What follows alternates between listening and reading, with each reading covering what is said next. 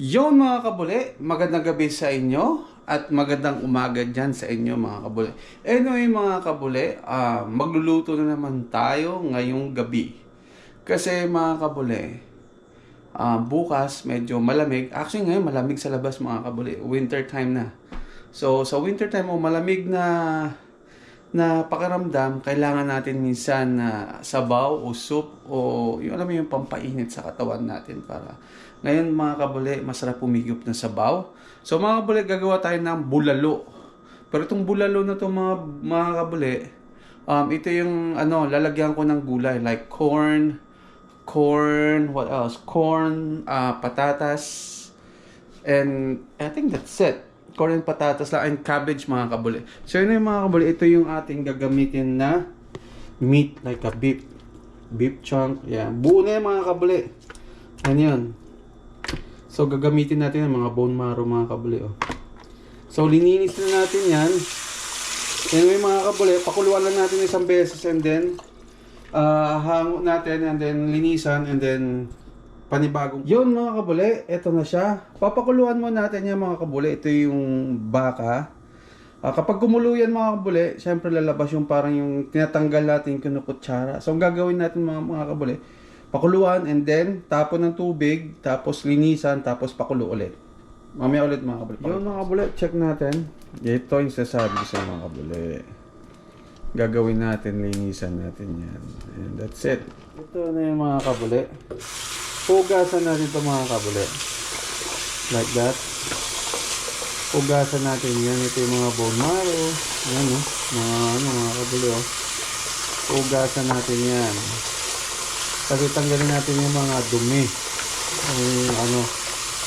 So, ginagawa ko ganyan lang. So, hugasan lang yung mga kabuli. Ito yung beef chunk. Ayan. Ang buo. So, ingat lang. Baka malaglag yung bone marrow. So, yun na mga kabuli. Hugasan lang natin yan at balikan natin mamaya-maya na. Ayan.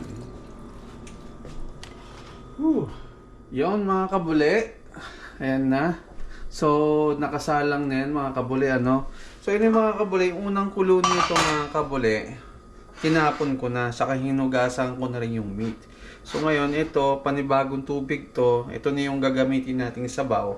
Ngayon mga kabuli, lagyan na natin mga like black pepper, pamintang buo mga kabuli. Yan. Gusto ko marami paminta. Pamintang buo yan.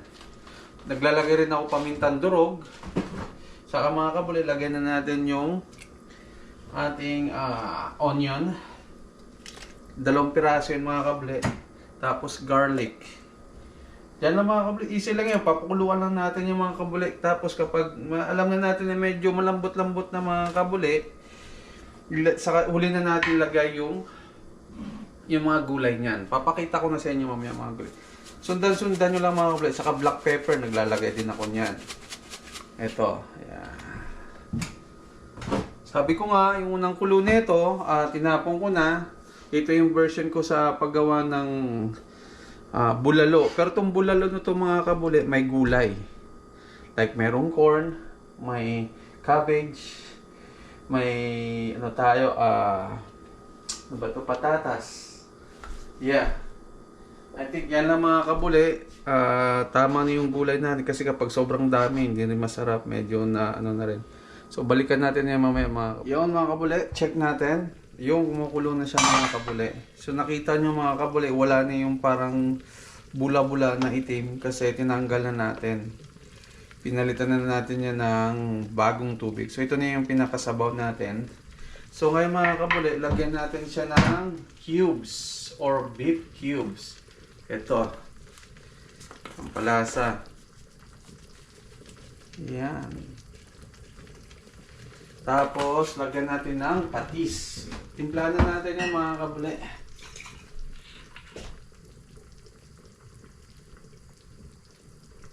Oh, shit. You're not good. This shit. Tingnan natin mga kabuli.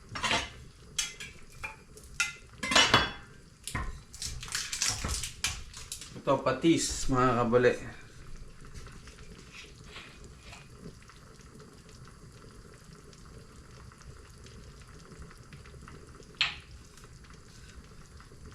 Ayan. Yup.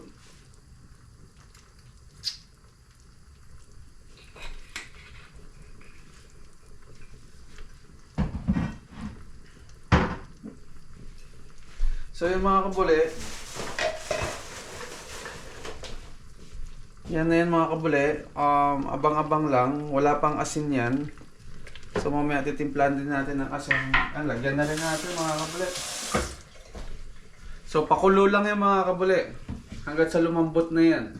Kapag lumambot, lagyan na natin yung mga gulay. Lagyan na rin ng asin para magkalasa na yan. So mamaya lagyan natin ng cabbage, carrot, walang carrots. Patatas, saka yan lang mga kabuli. Saka corn. Lagyan natin ng corn. So yan mga kabuli, balikan na natin. At see you later again. Check natin mga kabuli. Ayun. Kumukulo pa rin. Medyo matagal to mga kabuli. Palambutin to, kaya siguro may 3 oras to palambot. Saka natin lagay yung mga gulay. Actually templado na yung mga kabuli.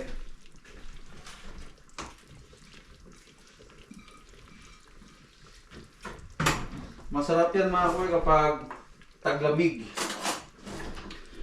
Ganitong sitwasyon, mga ganitong weather.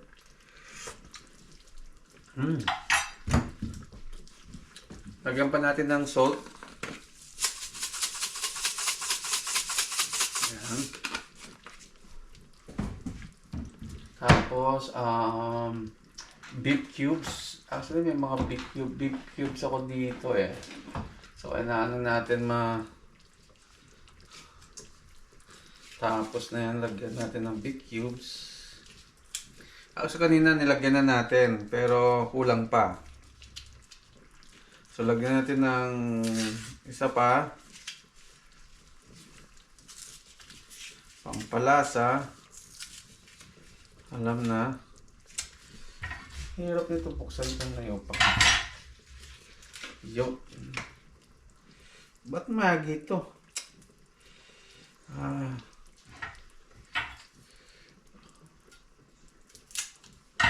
Kaya pala eh.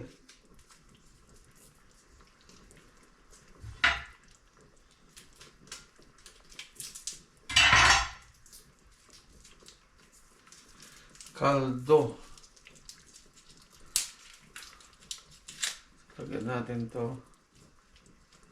Pahirapan naman itong nayupak na to. Parang bato ah. Lagyan natin yan. So mga kabuli, balikan na lang natin ulit. Balikan na lang natin to. Takpan lang muna natin. Ayaw muna natin siya kumulo. Alright mga kabuli, check natin ulit. Kumukulo pa rin mga kabuli.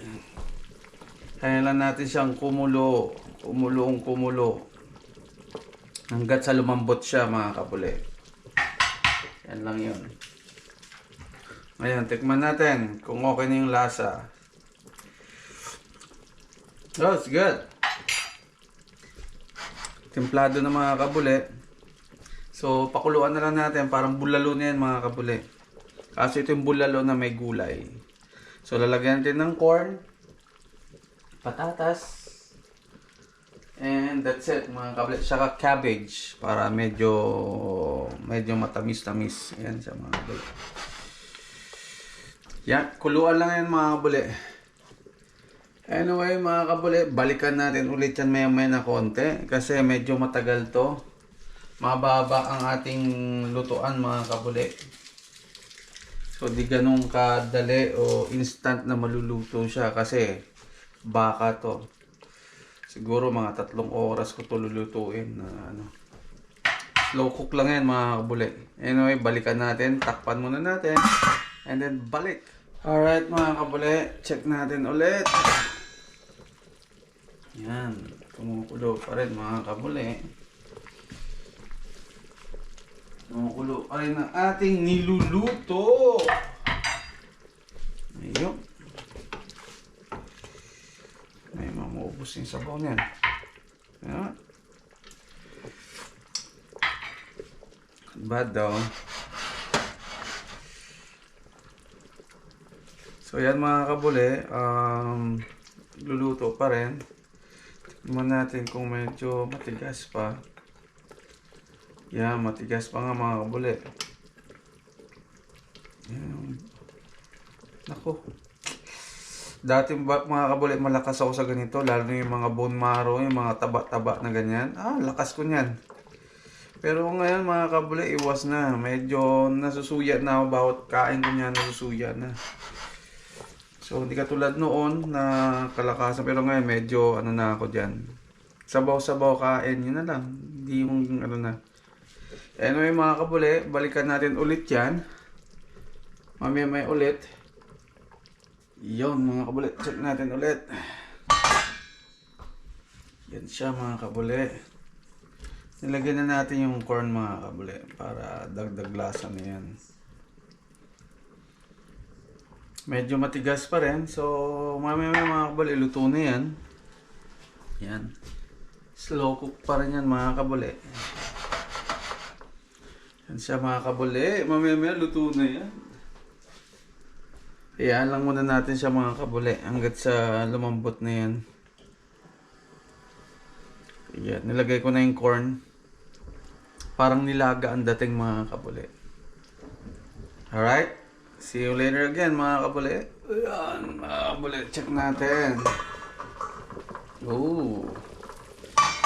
Kumukulo. Yung sarap umigop ng sabaw ngayon mga kabuli. Yung baka medyo matigas pa rin mga kabuli. See? See mga kabuli? Yan. So kailangan pa mahabang kuluan yan mga kabuli. Tikman lang natin. Ang lasa mga kabuli, it's good. Wala nang problema sa lasa. So balik-balikan na lang natin mga kabuli para alam mo yun, medyo matagal-tagal pa talaga yan mga kabuli. Ito. Ito. Litid to. Anyway, balikan natin mga kabuli, ano? Baba natin para maluto yung laman. So, balikan natin. Takpan muna natin.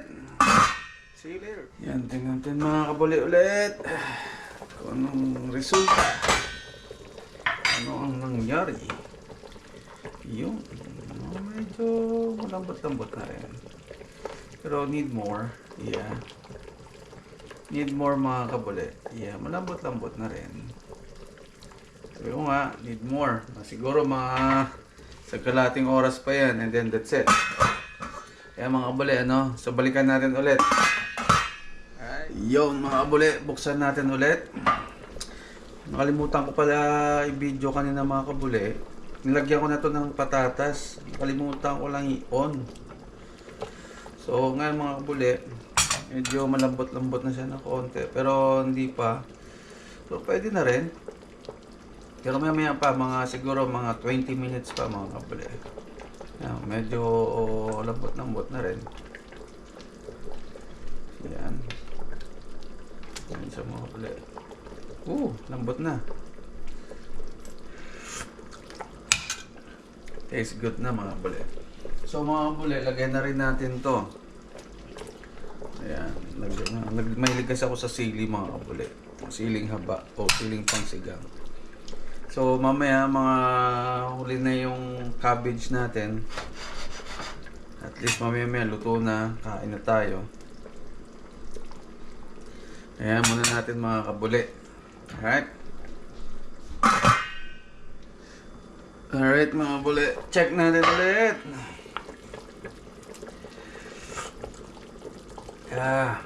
Medyo okay na mga kabuli. Pwede na to. Talo-talo na yung mga kabuli. Lagyan na natin ngayon mga kabuli yung ating cabbage. There you go. Malalaki yan mga kabuli. Mas gusto ko yung ganyan ka, ano, at least, hindi siya hiwalay-hiwalay. Hirap kumain ng hiwalay-hiwalay yung ano eh, yung cabbage eh. So yan, talagang masarap yan mga kabule. So, ang gagawin natin, mamaya luto na yan. Ganyan lang natin.